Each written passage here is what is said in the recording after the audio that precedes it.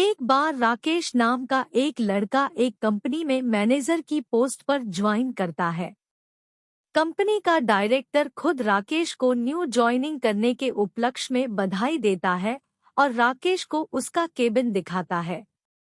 इसके बाद राकेश अपने केबिन में बैठ जाता है।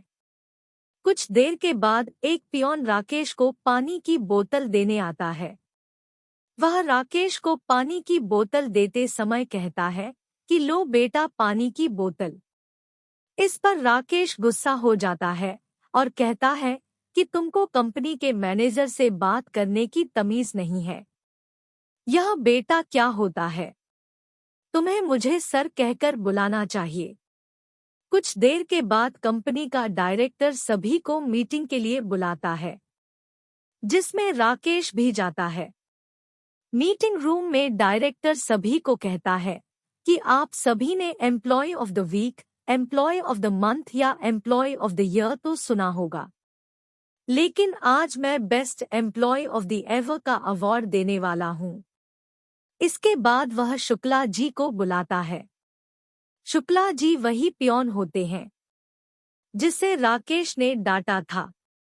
डायरेक्टर सबको बताते हैं कि शुक्ला जी ही best employee of the year है। वह सभी को यह भी बताते हैं कि शुक्ला जी डायरेक्टर के पिता के समय से कंपनी में काम कर रहे हैं। उनको कंपनी में काम करते हुए 35 साल हो चुके हैं। इसके अलावा वह कहते हैं कि शुक्ला जी राकेश जिन्होंने कंपनी को आज मैनेजर के रूप में ज्वाइन किया है, उनके पिता है। यह जानकर सभी हैरान हो जाते हैं।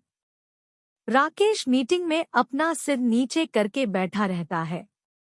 इसके बाद डायरेक्टर राकेश को कहते हैं कि आपको अपने पिता पर तो जरूर गर्व होगा। इस पर शुक्ला जी भावुक होते हुए कहते हैं कि इसको गर्व चाहे हो या ना हो, लेकिन मुझे अपने बेटे राकेश पर पूरा गर्व है। डायरेक्टर कहते हैं कि इतने साल बड़ी ईमानदारी और मेहनत के साथ काम करने के कारण कंपनी ने निर्णय किया है कि कंपनी के कुछ शेयर शुक्ला जी दिए जाएंगे। वह शुक्ला जी को शेयर देते हुए कहते हैं कि इन शेयरों के दाम अभी 10 करोड़ है। यह जानकर राकेश बहुत हैरान हो जाता है।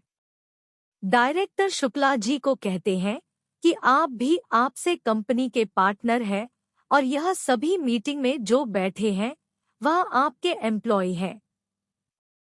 दरअसल डायरेक्टर ने राकेश की केबिन से बाहर जाते हुए राकेश और शुक्ला जी की बीच की बात सुन ली थी। राकेश नहीं चाहता था कि किसी को भी यह पता लगे कि वह शुक्ला जी का बेटा है। वह केबिन में अपने पिता को रिजाइन करने के लिए कह रहा था, लेकिन शुक्ला जी इसके लिए तैयार नहीं थे। वह अपने पिता को यह भी कह रहा था कि यदि किसी को पता लगा कि मैं एक पियोन का बेटा हूं, मेरी कितनी बेइज्जती होगी।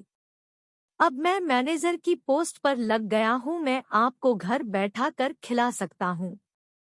लेकिन उसके पिता ने कहा कि मैं इतने सालों से कंपनी में नौकरी कर रहा हूं, मैं रिटायर होकर हूं, इस कंपनी से विदा होऊंगा।